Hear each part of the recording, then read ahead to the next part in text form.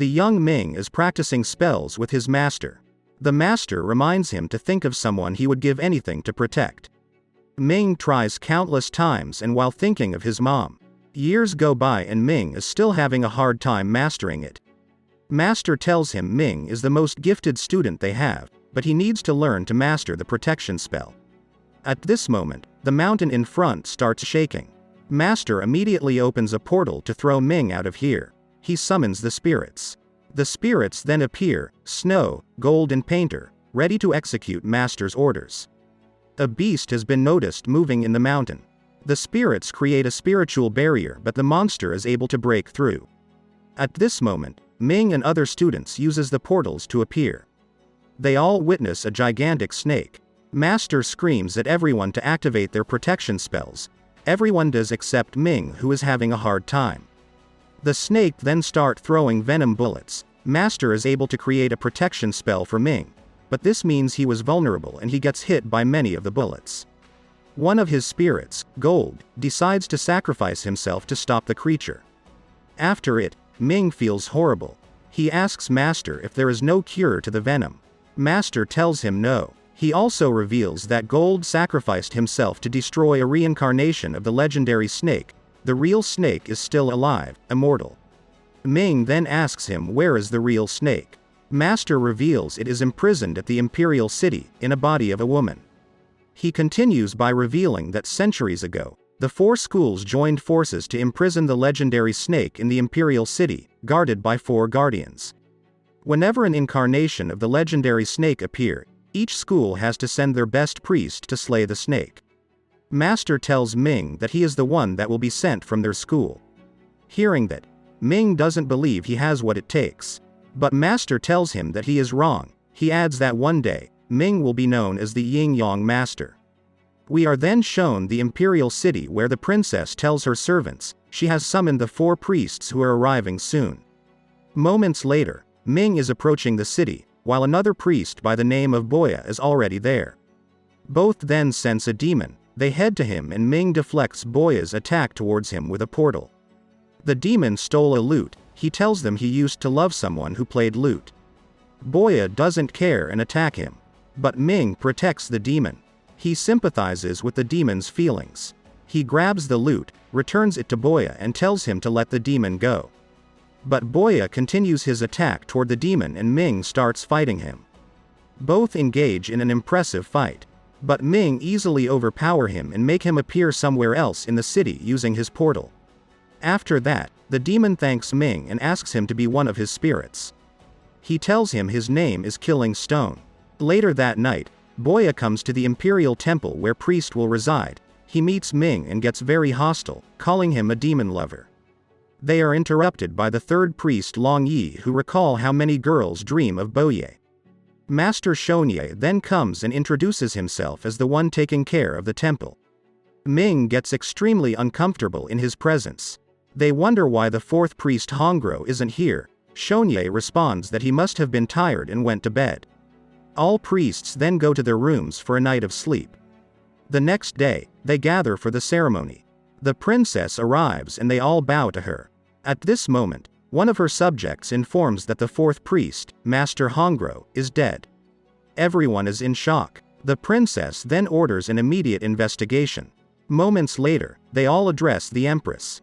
She assigns Shonye to take Hongro's position as 4th priest and reminds them they are here to slay the legendary snake. At this moment, Ming remembers the words of his master, that the snake is in the body of a woman, the body of the Empress. Moments later, they start the investigation by inspecting Hongro's body. Because they had a protection spell over the temple, Ming suggests the demon was maybe already inside. Long Yi is shocked to hear that and proposes they use her demonic bugs who can sense demon presence. She starts her rituals and all her bugs are pointing towards Ming. Everyone is in disbelief, including himself. The princess immediately orders to arrest him. But Boye interrupts it. He tells the princess that he put a magic ear in Ming's room, listened him all night. He never left his room, so it couldn't be him. Ming also adds that someone planted a demonic insect on him, which is what the bugs sensed. At this moment, the bugs points at the princess. Everyone is shocked. But Ling Yi immediately apologizes, saying her bugs are sensitive and often wrong. She then gives them 3 days to revive the guardians to slay the snake. Later that afternoon, Ming confronts Boye for planting many magic ears in his room. But Boye shows him all the magic eyes Ming planted in his room. Both smile at each other. The next day, Boye feels a demon behind him and he goes to attack it. But Ming stops him, informing him she is Honeybug, one of his spirit servant. Boye is astonished and repulsed that Ming had a demon as servant. That same night, Boye is on the move. As the Empress said, they need to capture demons and extract their energy to revive the demons. Boye attacks his first demon as well as Long Yi and Ming.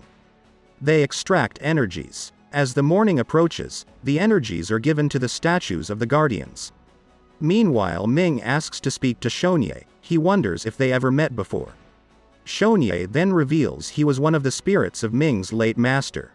Ming replies that the master is dead, so how can he be alive? But Shonye shows him he is indeed rotting away.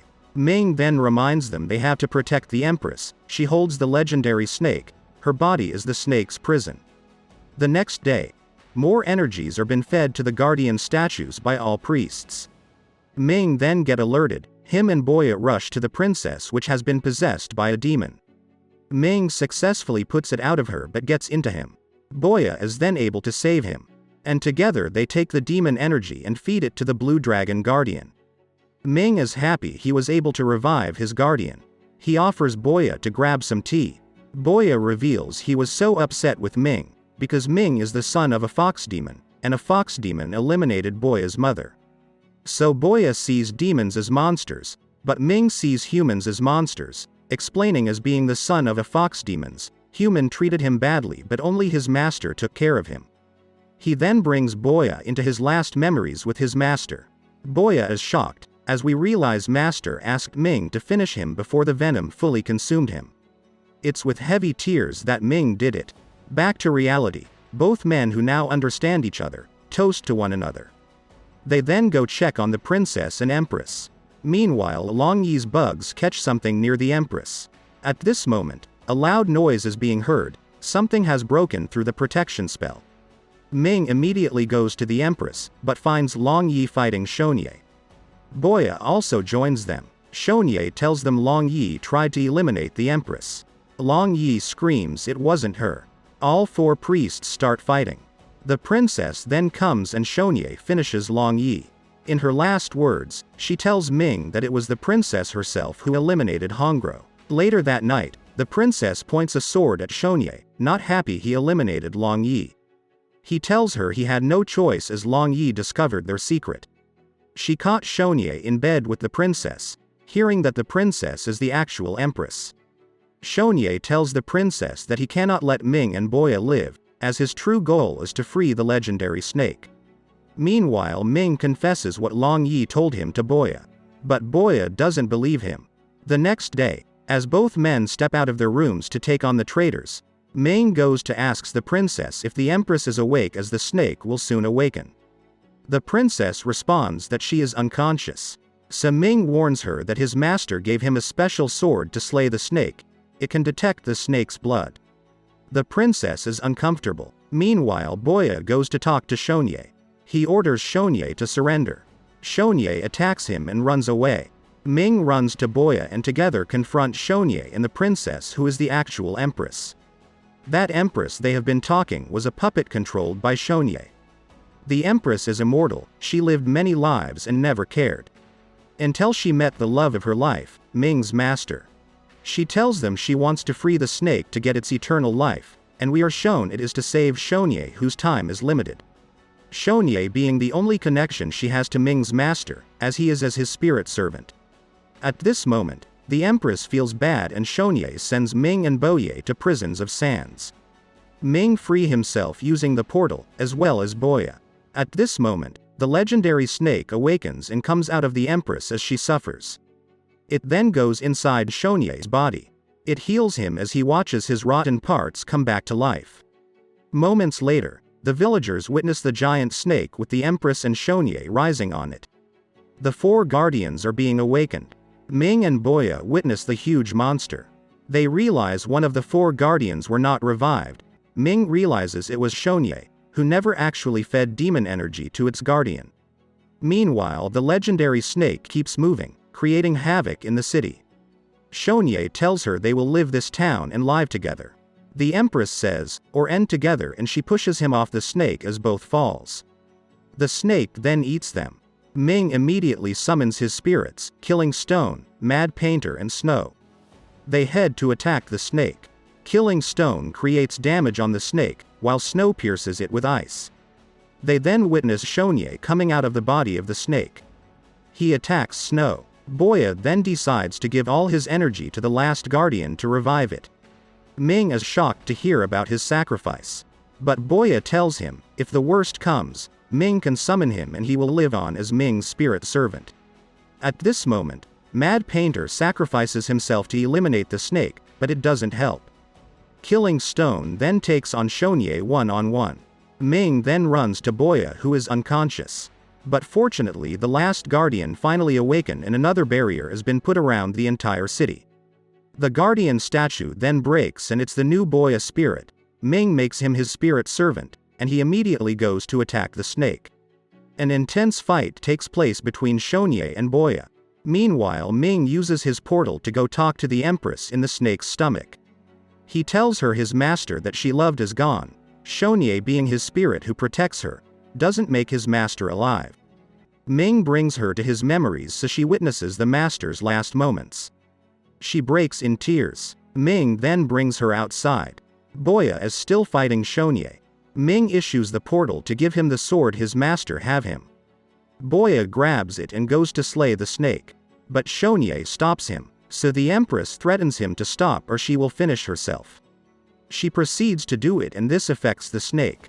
The snake then sends venom bullets towards Ming, but Boya protects him.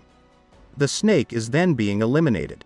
Shonye then shows up and Ming finally create for the first time a protection spell to protect Boya, but Shonye's blade goes through.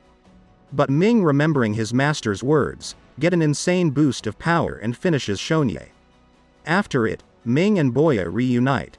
Ming is happy as he finally became the yin-yang master.